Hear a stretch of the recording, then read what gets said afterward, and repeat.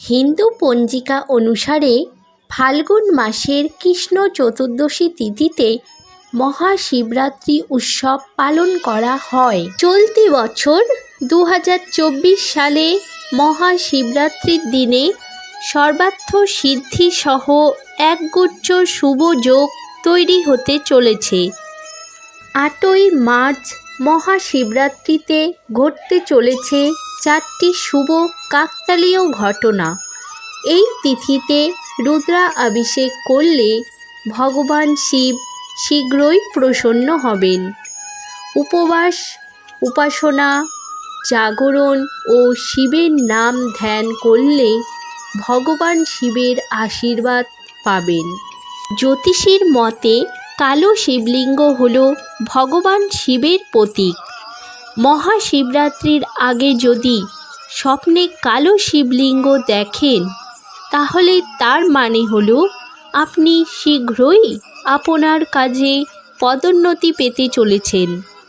শিবরাত্রির আগে স্বপ্নে বেলপাতা ও বেলগাছ দেখলে আর্থিক সমস্যা দূর হবেই। এই স্বপ্নটি সমস্ত ঝামেলার শেষের চিহ্ন হিসাবে বিবেচিত হয়। ভগবান শিবের বাহন নন্দী ছাড়া ভগবান শিবের পারিবারিক পূজা অসম্পূর্ণ। আপনি যদি শিবরাত্রির আগে বা শিবরাত্রির দিনে আপনার স্বপ্নে নন্দীকে দেখেন তবে এর অর্থ হল আপনি ভগবান শিবের আশীর্বাদ পেতে চলেছেন। এই স্বপ্ন আপনার সাফল্য নির্দেশ করে।